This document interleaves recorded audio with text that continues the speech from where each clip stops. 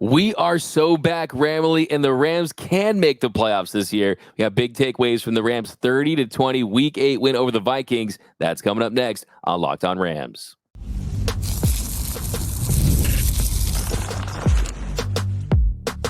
You are Locked On Rams, your daily Los Angeles Rams podcast. Part of the Locked On Podcast Network, your team every day.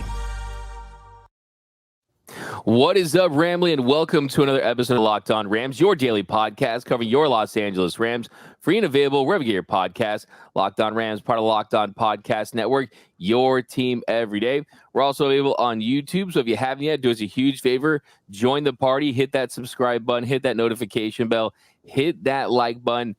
And also, my name is Doug McCain. You can follow me on X and Instagram at DMAC_LA. I've been covering LA sports for over a decade. Dodgers Nation, 24/7 Sports, Bleach Report, SI. And as always, I'm joined by the Rams pre-half and post-game show host for the Rams flagship radio station, ESPN 710 LA. He's in his 9th season covering your Los Angeles Rams, the People's Champ, Mr. Travis Rogers. You can follow him on X at Travis Rogers. And on today's episode, the Rams get the big win on Thursday Night Football. They beat the Minnesota Vikings. They moved to 3-4, so we'll talk about that. But first, a reminder that today's episode is brought to you by Prize Picks. Go to prizepicks.com/LockedOnNFL and use code all lowercase LockedOnNFL to win $50 instantly when you play $5. Now, let's dive right into it, Travis. So, big win at SoFi Stadium, and the Rams prove that if you are pretty close to healthy offensively, you can score a lot of points. And you saw this Rams offense move the ball really easily against Brian Flores' vaunted defense, the return of Puka Nacua and Cooper Kupp. They both had big impacts.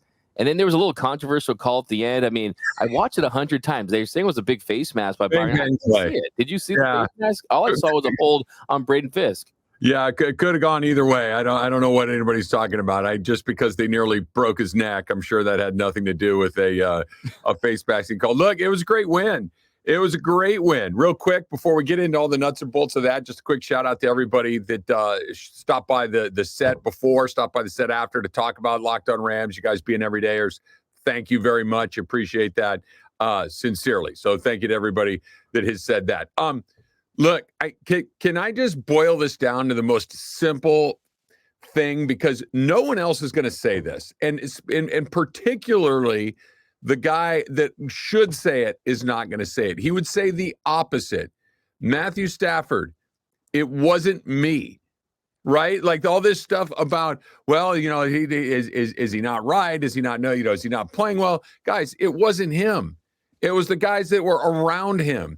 Matthew Stafford made the statement last night. It wasn't me. He'll never say it, but he threw 4 touchdown passes. Demarcus Robinson was nowhere to be found for the first 6 games of the season. He scores 2 touchdowns last night because Cooper Kupp's out there, because Puka Nacua's out there, and Matthew Stafford, when you give him weapons and the other team knows he has weapons, they're going to do their very best to try to, minimize the damage that those guys are going to do. Demarcus Robinson was matched up on the 3rd and 4th corner all night long, and he took him to school.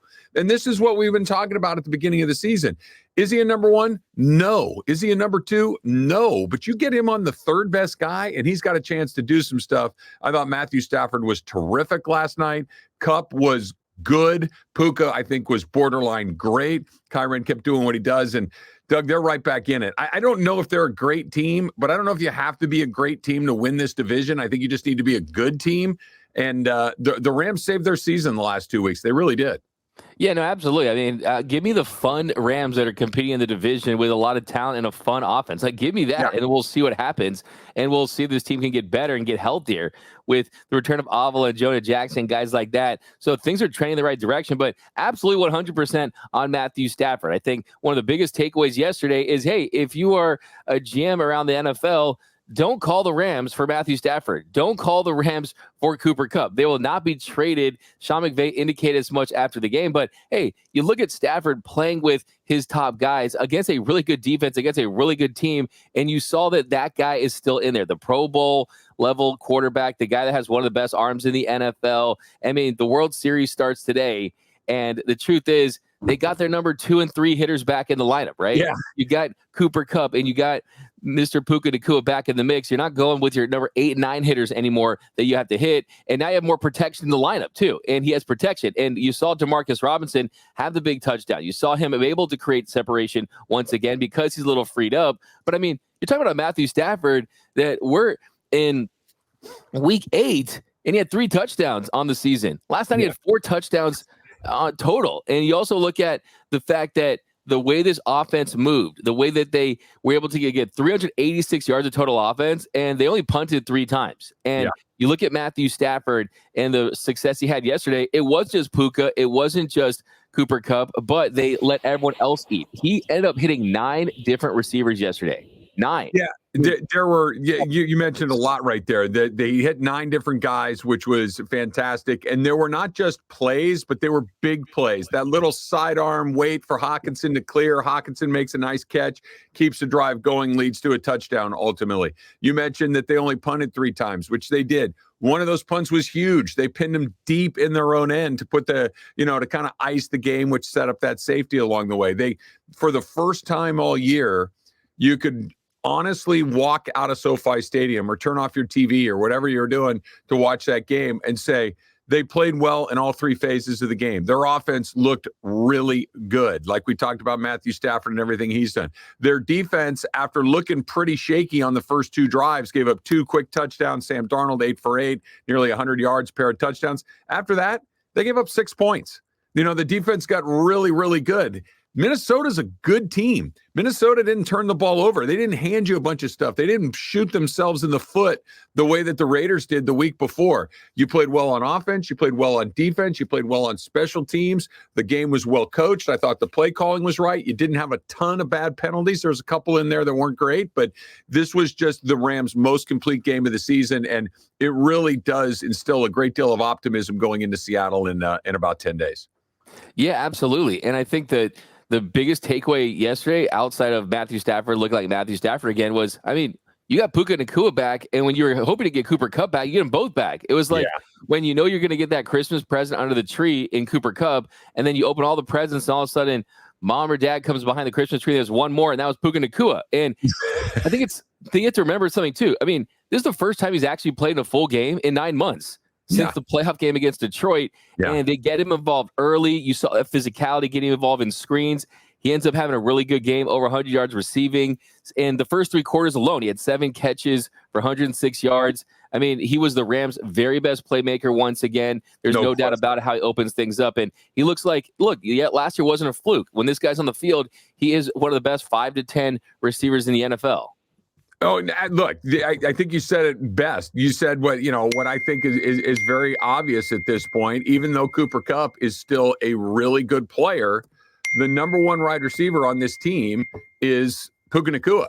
You could see it. They came out of the locker room last night to get Puka Nacua involved, and he did. And it wasn't just a bunch of catches. It was a bunch of big catches along the way.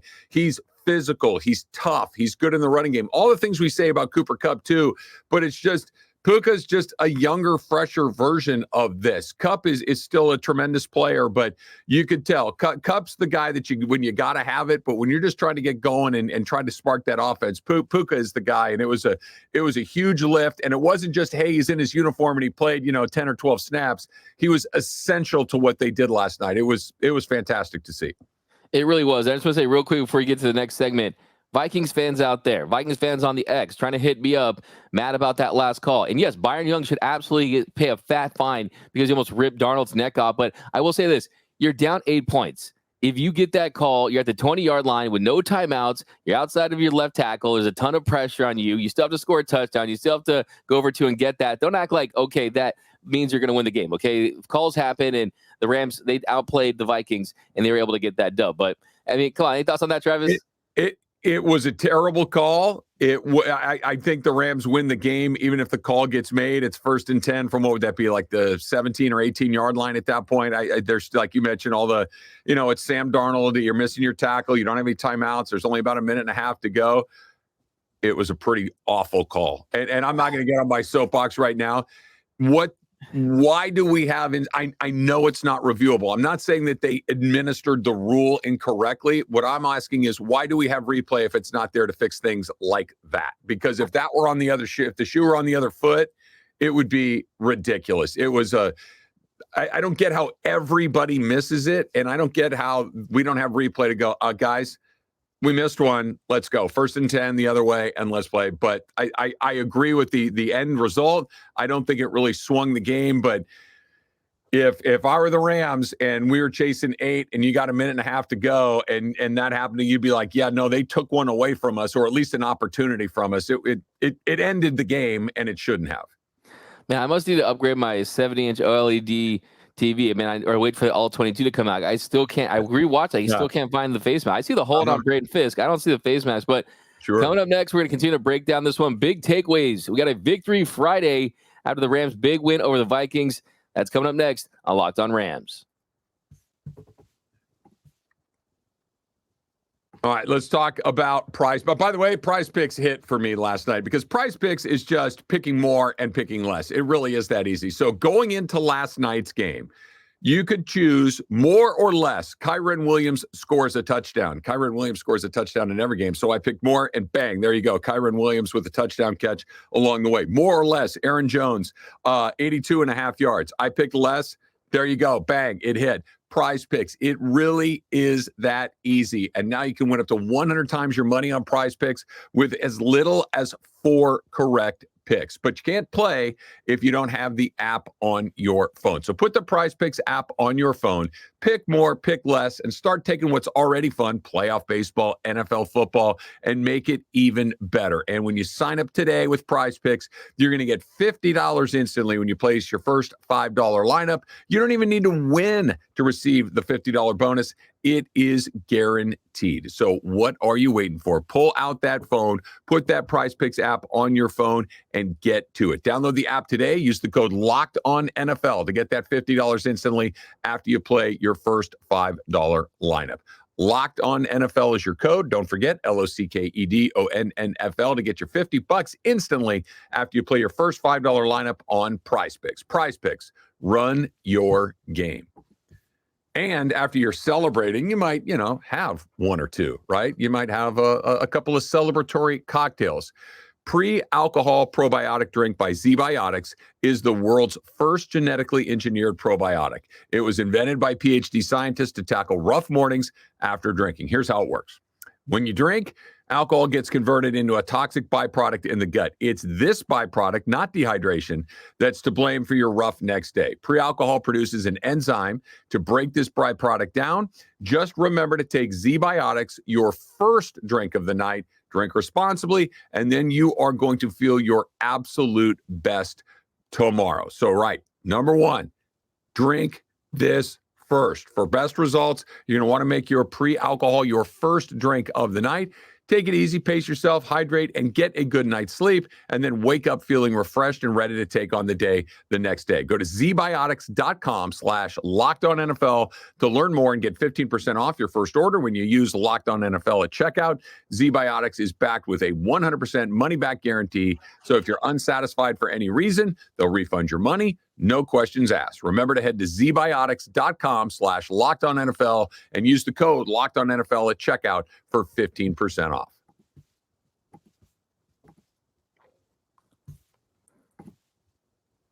And we are off and running here on Locked On Rams. Thank you for making Locked On Rams your first listen every single weekday. Free and available wherever you get your podcast. Locked On Rams, part of Locked On Podcast Network, your team every day. Also, a special shout out to those everyday listeners out there watching and listening to every single episode of Locked On Rams. We cannot thank you enough, and you should join that Everyday Listeners Club too. All you have to do is watch or listen to an episode 5 days a week, and then you won't miss a thing about your Los Angeles Rams. All right, Travis, here in our second segment, we'll continue to talk about the return of those receivers, focus a little more on Cooper Kupp, because all the talk was, would Cooper Kupp be traded? We discussed it throughout the week, and after the game, Sean McVay, he basically indicated that he's not going to be traded, that he's going to look forward to him staying with the Rams. And I think you look at the night he had, it's a little overshadowed because Puka Nacua ends up having 7 catches for 106 yards, but still he was their second best receiver as far as production goes, but also it was the catches that he made and when he made them. I mean, of course, he had the touchdown. I think the biggest play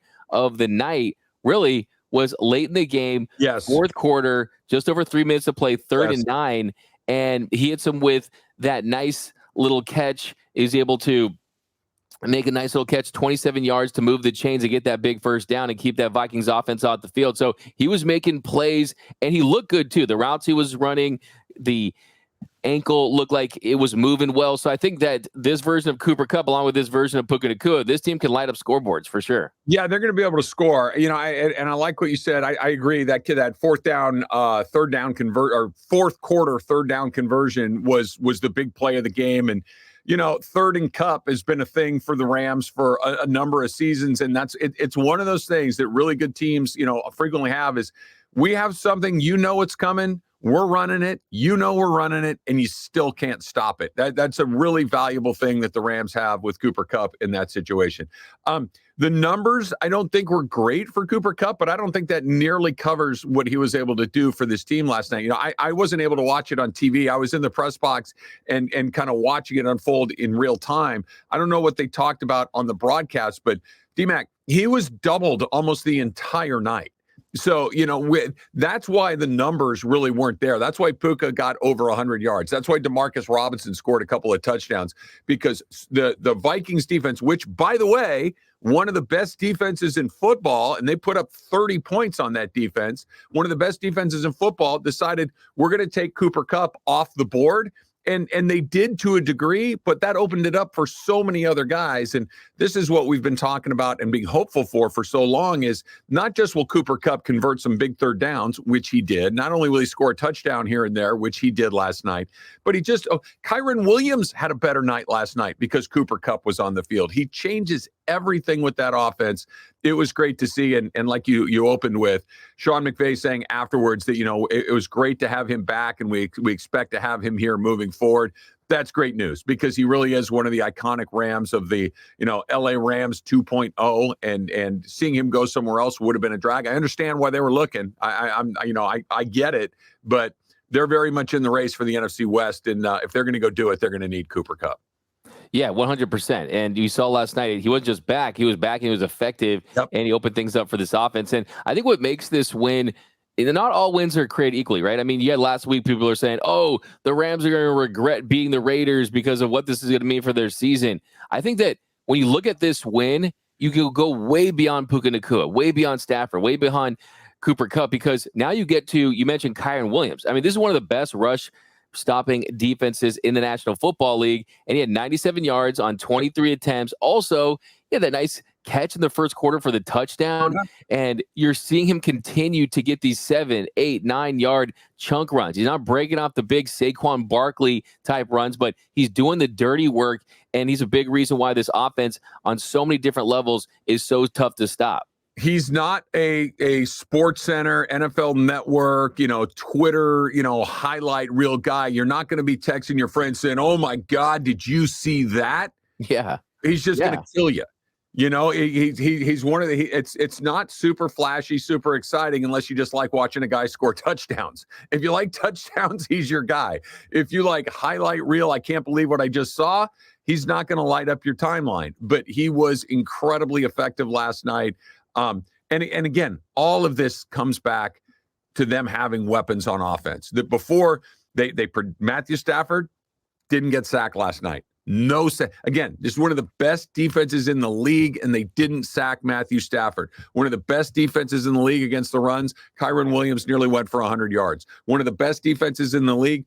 4 touchdown passes from Matthew Stafford. Then when you give him weapons, you give Sean McVay the opportunity to utilize those weapons, they're going to be really hard to beat. I don't think they're going to go on a run like they did last year. I think this is a division where 8, 9, 10 wins might win it. But what felt like 8 or 9 wins for the Rams 2 weeks ago felt impossible. Doesn't feel impossible right now. It was a big night. Yeah, and on top of that, too, the offensive line played really well. Outside of a couple penalties, It's the penalties from Bo Limmer, Alec Jackson, Dedich, Havenstein had some penalties. But the big thing was, I mean, they were opening up holes in the running lane. They were protecting Matthew Stafford. So all facets of that offense, they came through in a big way. And yeah, going back to Kyron Williams, you're absolutely right. I mean, he's not this big highlight guy. He's this death by paper cuts type of running back. But dude, my man is addicted to just getting in the end zone. And when you get to that part of the field, you're definitely looking at Kyron Williams. And how about this moment after the game, too? You saw Sean McVay give Matthew Stafford the game ball for passing Dan Marino. Yeah. But Stafford gives the ball right back because Sean McVay became the winningest head coach in franchise history with 80 wins. He passed John Robinson. He did that in his 8th season, and Robinson did that in 9 seasons. So how about a little moment, a little Uno, a little game ball Uno with the reverse right there. A little reverse, yeah, for sure, for sure. Look, you left one thing out there, and it's just he does have 80 wins. It is the most in franchise history. He did do it in one fewer season than John Robinson has done it. He's 38 years old. Okay, I mean, come on, man. He's 38 years old, and there is a very long way to go for him to continue to stack wins. JB Long, the voice of the Rams, said to him after, "Here's to your next 80," and usually be like, "Yeah, okay, great." Doesn't sound far-fetched at all. Sean McVay is Rams are very fortunate that they hired him when they did, because he's been the backbone of this team for all 8 years that he's been here. Most valuable coach in professional sports. But coming up next, more takeaways from the Rams' big win over the Vikings. That's coming up next on Locked On Rams. Hey, NFL fans. What are you waiting for? You're right. The season has started, but you can still score a big return on FanDuel, America's #1 sportsbook, right? Did you get down on the Rams last night? Rams are actually getting points at home. It was a 3-point Ram home underdog. Of course, they took care of their business last night, but maybe you're watching it. Maybe in the middle of the game. Maybe you're thinking about some second half action. Maybe you're thinking about something that maybe is going to go on this weekend in the other games now that the Rams are off the board. So you get that hunch in the middle of the game. You can check it out. You can check out the latest stats. You can view live play-by-play and so much more on the same page where you're placing your bets. But you can't do any of it if you don't have FanDuel on your phone, if you don't go to FanDuel.com. And just to make sure that you're getting ready, they're going to get you started with $200 in bonus bets guaranteed when you place your first $5 bet. That's FanDuel.com. $200 in bonus bets guaranteed when you place that first $5 bet. Go to FanDuel.com right now. Get started. Have fun. By the way, baseball, World Series, Yankees, Dodgers. Go right now. Do it.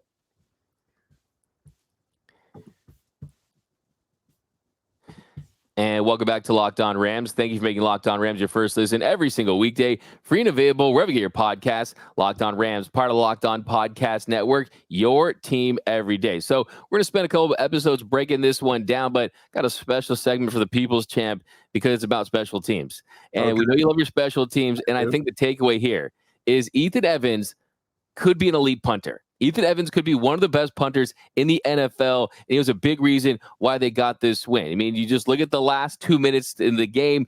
Ethan Evans, he pinned that Vikings offense deep inside their own 10. A couple plays later, Byron Young apparently was committed a face mask. But, I mean, how about the night for Ethan Evans? Yeah, punter, your kicker, maybe not quite as much the kicker, but your special teams units, generally speaking, are like umpires. They're like offensive linemen. If we don't say their name, that means you did a really good job. And that's what the Rams special teams did last night. Josh Carty made his PATs, which sounds like, well, yeah, duh. Well, he missed one the week before. So he bounced back. He made his PATs right there. And you mentioned Ethan Evans didn't have a bunch of punts. This wasn't like a Johnny Hecker performance like we've seen in the past where he's spinning the ball out of bounds because that was their entire game plan, is to just play field position all night. But when you had to have a big punt, when you had to pin a team deep, he was able to do it. And I think it speaks to everybody on that team hitting the field last night. Sean McVay mentioned it in his post-game comments that they showed up with a look in their eye. They knew what was in front of them. I mentioned this to Kirk Morrison, my co-host on the pre and the post-game show, that one of the things that I admire the most about professional athletes is their ability to compartmentalize what it is that they have to do. That unlike you and me, who are constantly talking about what has already happened and what may happen coming up in the future, They focus on what's right in front of them on that day. I don't have to worry about the Seahawks. I'm playing the Vikings. I don't need to worry about the Raiders. I'm playing the Vikings. They're incredibly good at that. But you can't convince me that those guys in that locker room didn't know that their season was on the line last night, didn't know that Cooper Kupp's future was potentially on the line last night. And every last one of them, right down to Ethan Evans and the special teams group, showed up and gave their best performance when they had to have it. I think that's a testament to the players. I think that's a testament to Sean McVay. And I could not have been more impressed with that third phase of the game because they just took care of their business like everybody did last night. Absolutely. And I totally agree with you that you could feel that early on in the game, the urgency. You could feel that early in the day when Puka Nacua was activated and Cooper Kupp comes back. It was like, oh, really? You want drastic changes? You want to stare down the barrel of a rebuild and talk about draft picks? No, we want to do. We want to have a fun season. We want to see what we have in a very winnable NFC West where you're 3-4 tied with three teams. You look at a Seahawks team in first place that doesn't scare anyone. So I totally agree. No. By the way, our boy Ethan Evans, since they drafted him out of Wingate, we've been following Wingate. So far, the Wingate Bulldogs in the South Atlantic Conference, sitting at 5-1. They just got a big win over the Limestone St. Bernard. So we're following you, Wingate. We got you, Ethan Evans. But yeah, kind of the final takeaway there, Travis, is look, it goes without saying how much this changes the complexion of the season, but still, it kind of feels like you're week to week at this point. I mean, it feels like you basically won to have an opportunity to win for the next week. And I think this team has a lot of confidence knowing what happened last season where you were 3-6 and then you went on a run, you got 10 wins, you made it to the playoffs, and they're playing with a lot of confidence. And I don't think this team is really afraid of anyone. I think they know how dangerous they're able to be. And I think we'll talk about Chris Shula's defense a little more on the next episode. But with the development on that side of the football, the young guys emerging, Jared Verse looking like a top 5 to 10 pick at this point with how good he's looked off the edge as a rookie. Darius Williams looking better as far as fixing the secondary, and Kobe Durant and Quentin Lake. I mean, you have a lot of positives on that side of the ball. Could the Rams go from being sellers to buyers potentially to try to improve that? We'll see. But the truth is things are looking up, and they certainly are not punting on the 2024 season. No, they're not. And it's exciting that they're not because, that means that there's some good games coming up. But as great of a win as this was, and I'm not throwing cold water on it, you need to beat Seattle. You need to go up there and you need to take care of your business because you got Monday Night Football back at SoFi after that with the Dolphins coming to town. Tua is at least probably back at this point. I'm not trying to put it out there, but God only knows with Tua whether he's going to be available. You got a game with the Patriots coming up shortly after that. Like there are some opportunities for you to kind of hang around. I don't think that they're going to have a 7-1 run like they did last year. I don't think they need to. I think they need to just hang around, get to 500, hang around 500, and then maybe jump over that line right towards the end of the season, and I think that gets them in. But it's far from a slam dunk, but at least they're in the game. No doubt about it. But now's the big moment because I don't know if you saw Michael Hoyt. He was throwing up the LA yesterday after the big play. I don't know if you saw the halo giving the Dodgers some love. You saw a lot of LA hats in the crowd. The moment is here, though. Dodgers in how many games, and do you have an MVP pick? MVP, Mookie Betts, Dodgers in 6 games. Dodgers in 6 games, Mookie Betts. Yep. That's not exactly crawling out on a limb, picking Mookie Betts, but I feel like he's very, very locked in. I think he's going to get a lot of opportunities. And here's another reason why. You go to a Dodger game, and I know you go to a lot of games. I go to a lot of games. We watch them on TV. You go into the stands, Ohtani jerseys everywhere. You can't go anywhere and not see an Ohtani jersey. Last night at the Rams game, I bet you I saw 25 Mookie Betts jerseys just on my walk from the press box to my location. So there's a little Mookie vibe in the air. I'm taking Mookie. Give me number 50. Yeah, Mookie's loving life hitting behind Shohei Ohtani. I could see I got Dodgers in 4, Austin Barnes MVP, but I was just playing. Dodgers in 6, Shohei baby. But that's it for this episode of Locked On Rams. My name is Doug McCain. You can follow me on X and Instagram at DMAC_LA. And you can follow the People's Champ, Mr. Travis Rogers, at Travis Rogers. And until next time, whose house? It's Locked On Rams house.